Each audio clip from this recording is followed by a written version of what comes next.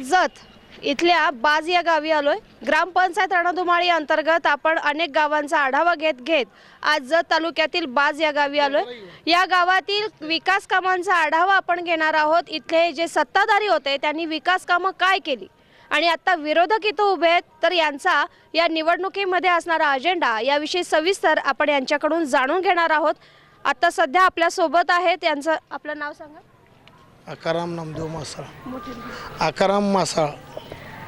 इथं जे सत्ताधारी होते यांनी विकास कामं जी केली ती समाधानकारक अशी होती का? समाधानकारक काहीच नाही, ते सगळे जनतेला गावाला माहिती आहे। आम्ही म्हणण्यापेक्षा तुम्हाला प्रतिशत दिसतेच की आता गटार रस्ता पाणी दिसते की नाही? पाणी रस्ते गटार बघितले की तुम्ही? काही विकास काम काही झालेलं नाही। महिलांचं इथं महिलांना सक्षमीकरण करण्यासाठी काही योजना इथं राबवण्यात आल्या? काय राबवलं नाहीत। लहान मुलांच्या शिक्षणासाठी काही नाही, ते अंगणवाड्या पहिले आहेत ते त्याच्या पूर्वी, दुसरं काय शिक्षण म्हणजे आता नवीन काय सोयी सुविधा नाही आहेत। महिलांसाठी आरोग्याच्या योजना किंवा महिला सक्षमीकरणासाठी त्यांना सबलीकरणासाठी काही उपाययोजना नवीन काय सुद्धा योजना नाहीत, कुठल्या काही सुद्धा नाही। इथं जे रस्ते आहेत ते रस्ते कशा पद्धतीचे आहेत? हे जे रस्ते आहेत हे ब्लॉक विलासराव जगतापच्या फंडातनं आमदार फंडातलं आहे हे ब्लॉक। आणि जे आता रोड झाले ते पंतप्रधान सडक योजना केंद्राची स्कीम आहे, ग्रामपंचायतचा काही संबंध नाही। म्हणजे जी काही सुधारणा झाली आहे ही पंतप्रधान योजना आणि आमदार फंडातून झालेली आहे असं तुमचं म्हणणं आहे। मला आता सांगा, इथं प्राथमिक आरोग्य केंद्र आहे का? नाही। मग तुम्हाला जर एक अचानक इमर्जन्सी आली तर तुम्ही? पूर्वी ते पाडलेलं आहे, त्याच्यावर अजून काही बांधलं नाही 5 वर्षांनी। बरं, मग जर आता जर कोणी आजारी पडलं तर त्याला तुम्ही कुठे? डफळापूर, सांगली, जत ही लोक अशी जातात। गोरगरिबाचा हालच आहे नाही। मग ॲम्ब्युलन्सची सुविधा आहे का? काही नाही, ॲम्ब्युलन्स नाही। त्यानं भाड्यानं त्यानं 2000 म्हणजे ठिकाणी 4000 मागितलं तर द्यायचं लोकांनी, अशी परिस्थिती आहे। म्हणजे जे सत्ताधारी होते त्यांच्याकडून या 5 वर्षात कोणताही विकास काम झालं नसल्याचं तुमचं म्हणणं आहे? हा, विकास काम कुठलंही झालेलंच नाही। एक सामान्य नागरिक म्हणून आपलं काय म्हणणं आहे? मी बाजगावचं शब्बीर मुजावर। आम्ही गेल्या 25 वर्षापासून आकाराम मासाळ यांच्या पाठीशी असून त्यांचं 1 नंबरचं काम आहे। ह्या बाजमध्ये कुठलीही वाडी वस्ती किंवा कुठलेही पंप बोरिंग ही सगळे पहिले आमची पूर्वी झालेले आहेत। ह्या चालू 5 वर्षात कुठलेही काम किंवा कुठलंही काही केलेलं नाही। नुसतं लोकांना मतं मागण्याचा एवढा जोगवा घेऊनच फिरतात, पण कामाचा कुठलाही इथं ही केलेलं नाही। आणि म्हणूनच आज विरोधक म्हणून आपल्यासोबत मासाळ साहेब आहेत असं तुमचं म्हणणं आहे? विरोधक नाही, आम्ही एक सत्तेत आहे त्यांच्या पाठीला। विरोधक म्हणून जे आता सत्ताधारी होते त्यांच्या विरुद्ध उभे आहेत? हा, त्यांच्या विरोधात उभा आहे मी। काका, तुमचं काय म्हणणं आहे? काय काम झालेलं नाही 5 वर्षात। या 5 वर्षात कोरोना काळामध्ये तुम्हाला काय सोयीसुविधा मिळाल्या का? काहीच नाही झालं। कोरोना काळामध्ये इथं कशी व्यवस्था होती?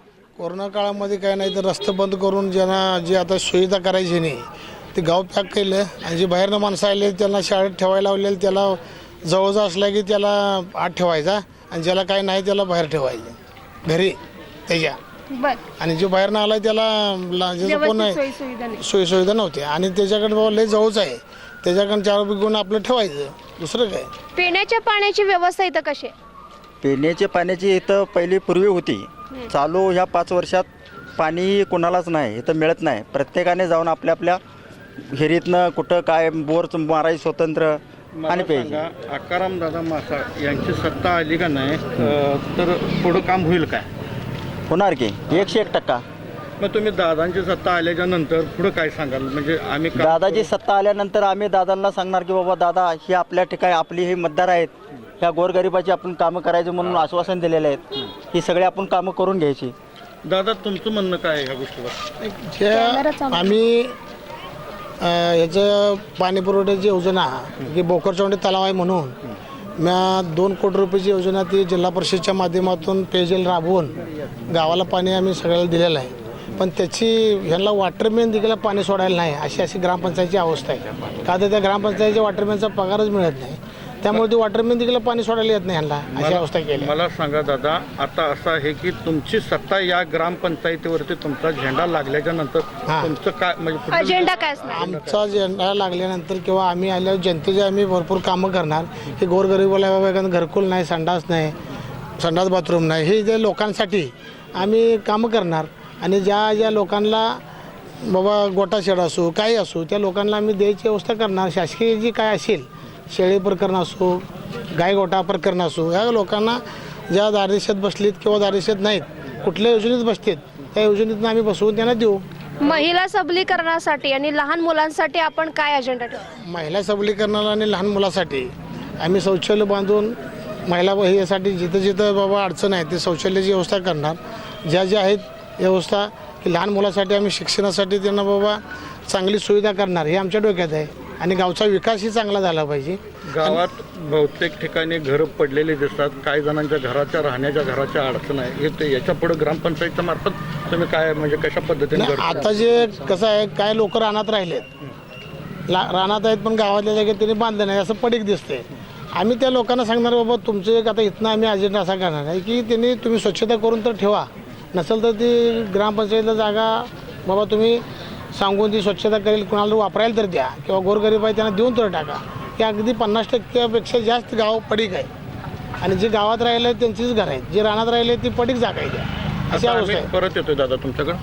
मला सांगा गावात ज्या समस्या आहेत या समस्याला आकारामदादा मासाळ योग्य पॅनल आहे का? होय, आकारामदादा मासाळचं योग्य पॅनल आहे.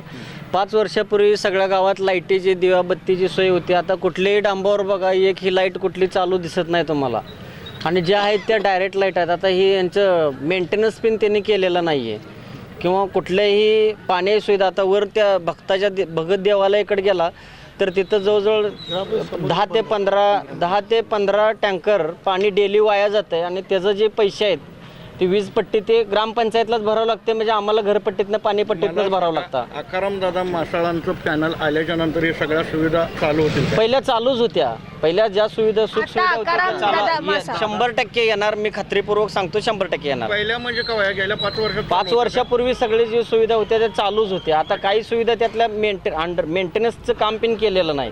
जिथं जेसीबीनं उकरून पाईपलाईन उघडी ठेवली ती उघडीच आहे. त्याला साधं 100 रुपयाचं टोपण सुद्धा घालता आलेलं नाही. सत्ताधारी होते त्यांनी चालूच ठेवल्या. चालू हां म्हणजे ते जेसीबीन जिथं उकरलंय तिथं तसंच उकरलेलं आहे. त्याला साधं 100 रुपयाचं टोपण सुद्धा घालता आलेलं नाही. ग्राम स्वच्छतेसाठी इथं घंटागाडी आहे का? घंटागाडी वगैरे काय नाही. हे आता ही डबा आणून ठेवलेत 1-2 महिन्यापूर्वी. मग तुम्हाला असं वाटतं का ह्या नंतरच्या 5 त्यातला वर्षात डबा त्यातला कचरा काढलेला नाही आहे तसा जाळलाय त्यातला कचरा. ती डबं खराब झालेत पेन जळून. तुम्हाला काय वाटतं हे जे कचऱ्याचं नियोजन करण्यासाठी घंटागाडीची आवश्यकता आहे का? आमच्या लोकसंख्येनुसार जी गावाची लोकसंख्या त्यानुसार आपल्याला घंटागाडीची आवश्यकता आहे.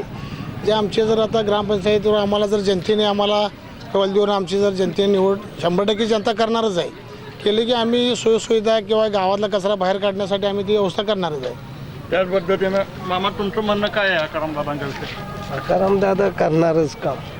आतापर्यंत आकारामदादांनी काय काय कामं केली? समाज कल्याण सभापती होते. पुन्हा त्याच्यानंतर ग्रामपंचायत सगळं देवाळ बांधले तर सभागार केलेली अखंड बाजतली. एक देवळ राहिलाय माकबाजात नाहीतर सगळी कामं झालेली. कामाला हगिवत नाही झालं. तुम्हाला काय सांगायचं? दादा जर निवडून आलं पूर्णपणे कामे होती गावात. हां, दादा जर आलं निवडून पूर्ण कामं होती. कोणकोणती कामं होती? सगळे गावातली जनता सांगते ती कामं होती. एकत्रित पाहता योग्य आहे. आज आपण बाज या गावी आलो होतो. इथल्या सध्या जे विरोधक पॅनल आहे या पॅनलतर्फे आपल्यासोबत मासाळ सर होते. त्यांच्याकडून आपण जाणून घेतलं. त्यासोबतच इथं ग्रामस्थ देखील होते. ग्रामस्थांनी इथं समस्यांचा पाढा वाचलाय. गेल्या 5 वर्षात इथल्या कुठल्याही समस्या पूर्ण झालेल्या नसल्याचं इथल्या ग्रामस्थांचं म्हणणं आहे. तर मासाळ दादांनी असं सांगितलंय की या येणाऱ्या 5 वर्षाच्या निवडणुकीमध्ये जर आपली सत्ता आली तर या ग्रामस्थांच्या पूर्ण समस्या निकालात काढण्याची त्यांनी पूर्णतः निकालात काढण्याची 100% हमी दिलेली आहे. तर पाहूयात येणाऱ्या निकालानंतर किंवा येणाऱ्या निवडणुकांनंतरच स्पष्ट होईल की खरोखर मासाळ दादा हे काम पूर्णत्वास नेतील का. जत तालुक्यातील बाज या गावी आलो आहोत. आत्ताच आपण विरोधकांची मतं जाणून घेतली. ग्रामस्थांकडून समस्यांचा पाढा जाणून घेतला. सध्या आपल्यासोबत आहेत माजी सत्ताधारी आहेत. त्यांच्याकडून जाणून घेऊयात त्यांच्याकडून विकास कामांचा आढावा.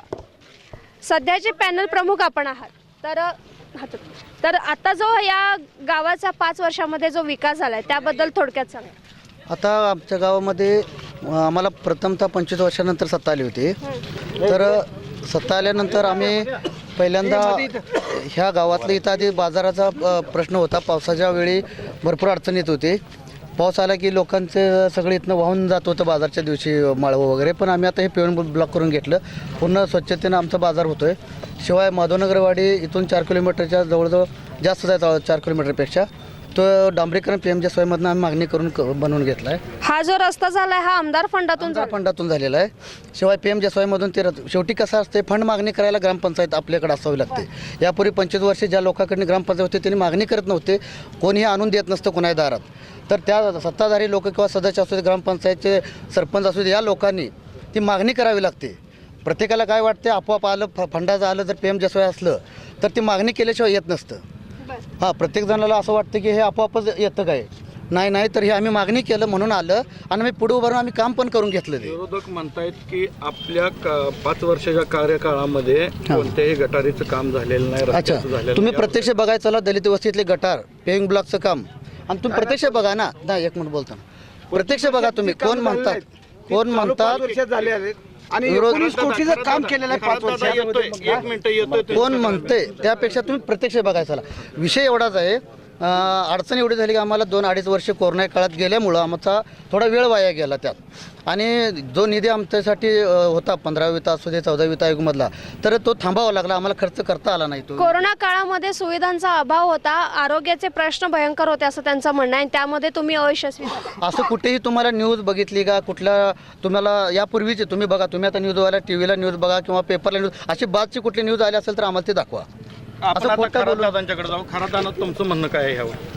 सोडाय जे चालू सत्तेत 5 वर्षी जे आमच्या संजय गडदे नेता आमचे यांची सरपंच 5 वर्षे असतापैकी यांनी जवळजवळ गेले 25 वर्षे ज्या कालावधीत काम झालं नाही ते आता चालू 25 वर्षे 5 वर्षात काम झालेलं आहे. टोटल बाजमध्ये 19 कोटीचं काम केलेलं आहे काय.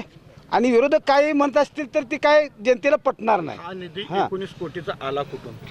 काय आमदार फंडात नाही, काय ग्रामपंचायतच्या फंडात नाही, काय खासदार फंडातून आहे, 14वी आयुतीमधून आहे. हे काय झेडपीला निधी आहे? आपल्या गावामध्ये घंटागाडी नाहीये, कचऱ्याचं व्यवस्थापन नाही, याबाबत काय सांगा? नाही चालू घंटागाडीचे नियोजन चालू आहे. कोरोना कालावधीत काय काम आमची तटलेले आहेत. गेले 3 वर्षात का नाही झालं? नाही कामं चालूच आहेत ना. घरकुलची कामं हे मंजूर करण्याची चालूच आहेत. सरपंच साहेब तुम्ही सांगा. बोला. कचऱ्याचं व्यवस्थापन करण्यासाठी एक घंटागाडीची आवश्यकता असते, त्याबाबत आपलं काय म्हणणं? चालू 22-23च्या 15वी वित्त आराखड्यातून आपण घंटागाडी व बायोगॅस प्रकल्प ही योजना 6.5 लाख रुपये त्याला तरतूद केलेलं आहे. त्याचे टेंडर प्रोसिजर पूर्ण झालेली होती. शासनाकडून त्याचा हप्ताही जमा झाला होता. तेवढ्यात आचारसंहिता झालेली आहे आणि ते पुढील आराखड्यात धरल्यामुळं पुढील 20 तारखेनंतर त्याची अंमलबजावण्याची कुठली घरकुल योजनेचं काही तर नियोजन आहे का? प्रधानमंत्री घरकुल योजनेतून दलित वस्तीत आता सध्या 22 घरकुलांची कामं चालू आहेत.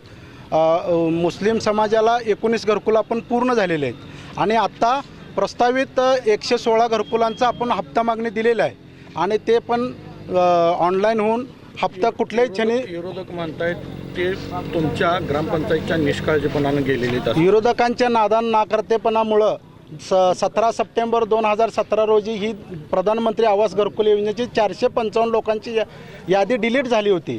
आपण वरच्यावर वारंवार त्या ह्याचा सिडको पाठपुरावा करून 455 पैकी अ ब आणि ही यादी कशी आणि का डिलीट झाली काय सांगा?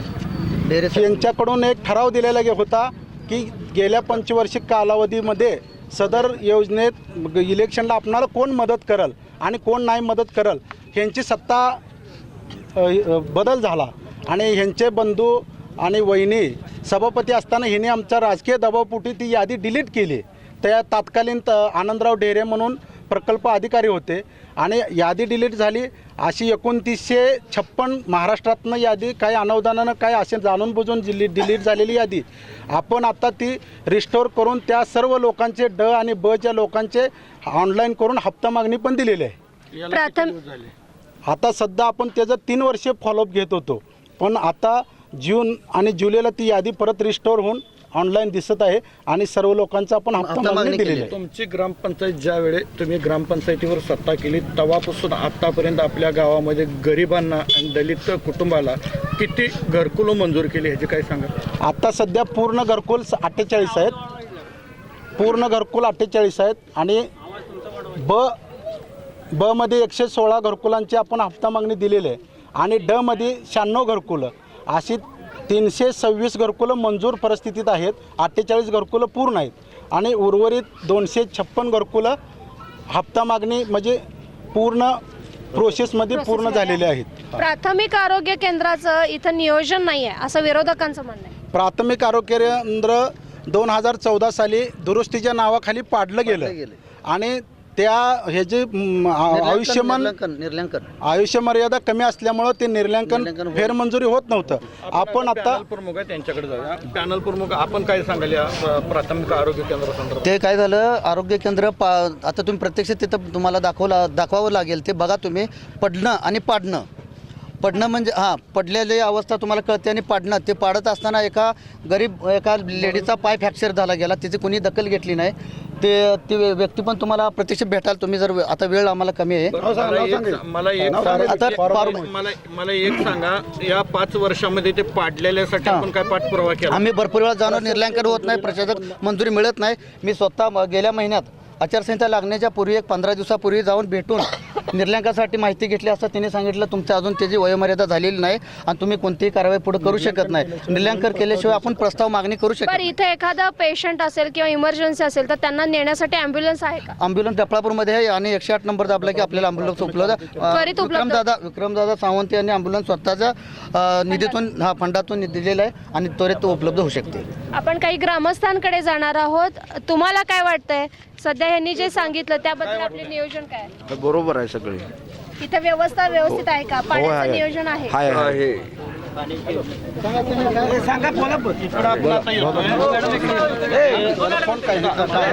सध्या पाण्यावर आम्ही जल जीवन मिशन अंतर्गत 4.25 कोटी मंजूर आहे. तिचे टेंडर आहे, सगळं झाले. ते काम आहे, आचारसंहितेमुळे त्याचं उद्घाटन करता आलं नाही, ते राहिले. पाण्यावर आम्ही उत्तमरित्या काम केले. तुम्ही शाळा आहे, शाळेत कसली शाळेचा एकदम म्हणजे खालचा दर्जा होता. आता मराठी शाळेचा मॉडेल स्कूल अंतर्गत आम्ही भरपूर त्या शाळेवर आम्ही निधी खर्च केला. अजून काही ग्रामस्थ काय तुम्ही कोरोनाचा प्रश्न मग उपस्थित केला का? म्हणजे सुविधांचा अभाव वगैरे होता. ते जत तालुक्यात पहिल्यांदा आमच्या जिल्हा होम क्वारंटाईन ग्रामपंचायतीच्या मदतीनं जत तालुक्यात पहिल्यांदा एक अशी व्यक्ती होती की पहिल्यांदा होम क्वारंटाईन झाले. ज्यावेळी कोरोनाचा काळ गेला, पण त्याच्यानंतर आता जनावरांवर कोरोना सारखाच लंपी आजार आला. बरोबर आहे का? एक मिनिट आता त्यांनी जे शब्द टाकला त्यावर कोरोना सारखा लंपी आजार आलेला आहे. याच्यावर आपल्या ग्रामपंचायतनं काय म्हणजे हे केलेलं आहे ना, चालू आहे. ते कुंभारे आहेत. आता त्या मी तुम्हाला गेल्या वेळी पण सांगितलंय, कुंभारीचा राठोड साहेबाला बोलून आम्ही पूर्ण घरोघरी जाऊन त्या व्यक्तीकडून लसीकरण करून पूर्ण केलं. लसीकरण काय आहे त्याच्या पुढं? आता जे काय तुम्ही बोलणार आहे पुढं? पुढं आम्हाला हेच बोलायचं आहे. पाण्याचा जो विषय तुम्ही बघताय आता सध्या, यापूर्वी 2 स्कीमा अशाच गायब झाल्यात. पाण्याची एक जलस्वराज योजना, एक जलस्वराज योजना, ग्रामीण पेयजल योजना होती, ती कुठेही अस्तित्वात नाही. ते गायब आहे योजना. त्याचा तपास चालू अजून पण आम्हाला सापडलेला नाही. महिला सबलीकरणासाठी आपल्या या गेल्या 2 वर्ष कोरोना सोडली तर 3 वर्षात काय केले? मी सांगतो. बोला. महिला सबलीकरणाअंतर्गत आपण 15 वित्त आयोग आणि 14 वित्त आयोग त्यांना सिलाई मशीन असू दे, हा विणकाम असू दे किंवा त्यांचे आरोग्य शिबिर, वेळोवेळी आपण दरवर्षी आरोग्य शिबिर वगैरे घेतलेले आहेत. बचत गटांना सक्षमीकरण करण्यासाठी ग्रामपंचायतीने वेळोवेळी प्रोत्साहन मेळावे असं दरवर्षी आपण वर्षातून 2 वेळा मेळावे आणि हे घेतो. लहान मुलांसाठी खेळण्यासाठी एखादं मैदान असावं किंवा लहान मुलांना आणखी काही चालना मिळण्यासाठी आपण काय उपाययोजना केल्या? लहान मुलांना आपण 15 वित्त आयोगामधनं अंगणवाडीला 6 अंगणवाडी आहेत. 6 अंगणवाडींना प्रत्येकांना खेळणे, मग घसरगुंडी असेल, आपण ते वजन काटे असतील, सर्व साहित्य कुठल्याही तुम्ही अंगणवाडी सेविकेशी चर्चा करू शकता. आपण दरवर्षी ते त्यांना पुरवलेलं आहे साहित्य. आणखी काही ग्रामस्थ आपल्याशी बोलण्यात उत्सुक आहेत, यापुढे बोला परत बोला. एक मिनिट पुढे. आम्ही बाज गावात स्वप्नपूर्ती फाउंडेशन याच्यामार्फत आम्ही युवकांसाठी जे भरतीसाठी किंवा याच्यासाठी प्रयत्न करतात त्यांच्यासाठी आम्ही चांगलं काम केलेलं आहे. त्यांचं टोटल त्यांना 4 एकराचं ग्राउंड देऊन त्या ग्राउंडवरती आम्ही ऑप्टिकल्स तयार केलेले आहेत आणि ते पूर्ण युवकांसाठी जे भरतीसाठी ट्राय करतात त्यांच्यासाठी आम्ही केलेलं आहे. मग ह्या करत असताना सुद्धा बऱ्याच आम्हाला विरोधकाकडनं पण प्रॉब्लेम्स आले त्यामध्ये. म्हणजे कसं आम्ही एका ठिकाणी प्रोत्साहन देतोय आणि दुसऱ्या ठिकाणी यांनी अडवलं जातं. अडवलं म्हणजे खच्चीकरण, याचा अर्थ कसा की तुम्ही गावाच्या लगत जाऊन तुम्ही रोटर मारून तुम्ही ट्रॅक तयार करून देता. ह्या बऱ्याच गोष्टी ह्या घडत आहेत. पण त्याच्यासाठी आम्ही पहिल्यांदा चांगल्या पद्धतीनं लोकांना आपल्या जे गरजू आपले मित्र असतील किंवा कोणी त्यांच्यासाठी बूट वाटपाचा कार्यक्रम असेल किंवा बरेच आम्ही असे उपक्रम राबवलेले आहेत. इथल्या युवकांना भरतीसाठी प्रोत्साहनपर आपण नियोजन करता असं तुम्ही म्हणालात. मग गेली कित्येक वर्ष आपण हे करताय? हे गेली 5 वर्ष करतोय आम्ही. 5 वर्ष. हां. यामध्ये जे सत्ताधाऱ्यांकडून आपल्याला काही मदत कार्य भेटतं? हो, सत्ताधाऱ्यांची मदत आहे आम्हाला. 5 वर्षापासून आम्ही त्यांच्याकडून मदतीचा हात घेत आहोत. दादा तुम्ही काय सांगाल यावर? आमचं नाही 25 वर्षी त्यांनी सत्ता बघली की नाही. ज्यावेळी आम्ही प्रश्न विचारलं गावासाठी काय, तर ह्यांनी मारायचं काम केलं 25 वर्ष गोरगोरीपानला. ज्यावेळी 2008ला आम्ही रेशनिंगचा मुद्दा मांडला, 7 रुपये रेट असला तर 15 रुपये रेट ह्यांचा. कोणी विचारलं तर गावात मारणार. सत्ता का गेली त्यांना विचारायची. आणि जे 1998ला राजकारणात आला त्यावेळी त्याची 10 गुंठे जमीन होती. आज 40 एकर जमीन आहे, ऑफिस आहे, 10 एकर द्राक्षाची बाग आहे. ती कुठं आली विचारायची? गावावर आली का त्यानं कुठं अमेरिकेत गेला? कमीत कमी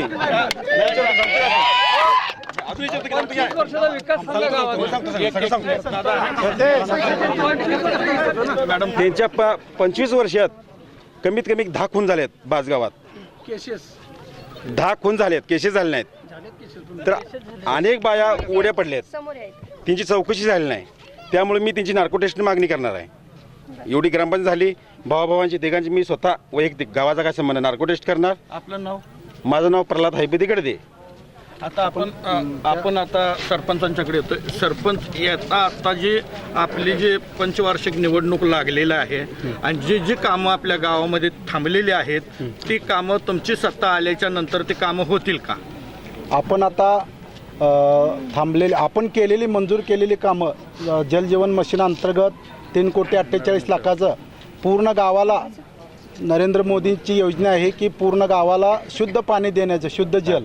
तर आपण पूर्ण त्याचं टेंडर होऊन वर्क ऑर्डर झालेलं आहे. आपण 13 तारखेला ते काम सुरू करणार होतो, पण 9 तारखेला आचारसंहिता लागल्यामुळं ते काम 21 तारखेनंतर चालू होईल. गावांतर्गत डांबरीकरण. प्रश्न असा आहे की आता आपण सत्तेवर आलो, निवडून आलो तर गावामध्ये काय बाथरूमचे विकास कामं काय करणार, अजेंडा काय असणार आहे? जे काही राहिलेली कामं आहेत आमची अपुरी राहिलेत किंवा जे आम्हाला वेळ कमी मिळाल्यामुळे जे राहिलेली कामं आहेत ते आम्ही हमखास 100% एवढ्या तुमच्या टीव्हीच्या लोकांच्या समोर अगदी आम्ही आमच्या देवाच्या शक्तीनं सांगतो की आम्ही कामाला आमच्याकडून न चूक होता होईल तेवढं आतापर्यंत जसं करत आलोय तसं होता येईल तेवढं आम्ही जास्तीत जास्त काम लोकांच्या निदर्शन आणून करून देऊ. आणि आम्ही आश्वासन कामाची पूर्ती कॅमेरा तुम्ही जी आश्वासनं देताय ती 100% पूर्ण करण्याची ग्वाही देता. जरी नाही केली तर आम्हाला याच्या पुढच्या 5 वर्षांनंतर आम्हाला लोक मतदानच काय आम्हाला स्वीकारणार सुद्धा नाही. मॅडम, आम्हाला जलसंधारणावर काम करायचं आहे. 5 माता टू पायता ह्याच्यावर जे आम्हाला काम करायचं आहे जलसंधारणावर आमच्याकडनं राहून गेलं. वेळोवेळी आमचा निधी वर्ग ते ह्याला झाला. त्यामुळे ते काम राहिले ते करायचं. आम्हाला काम करायचं. आज आपण जत तालुक्यातील बाज या गावी आलो होतो. ग्रामपंचायत रणधुमाळी अंतर्गत अनेक गावांना भेट देत आज बाज गावी आलो होतो. विरोधकांकडून मतं जाणून घेतली, त्रुटी काय आहेत हे देखील जाणून घेतलं. तर आत्ता आपल्याकडे माजी सत्ताधारी होते, त्यांच्याकडून विकास कामांचा पाढाही वाचण्यात आलाय. तर खरोखरच विकास कामं झाली होती का हे आपल्याला ग्रामस्थांकडूनही कळून आलंय. मात्र तरी देखील या सगळ्यांचाच गुलाल निवडणुकीनंतरच उधळला जाईल आणि हा कुणाचा उधळला जाईल हे निवडणुकीच्या निकालातच स्पष्ट होईल.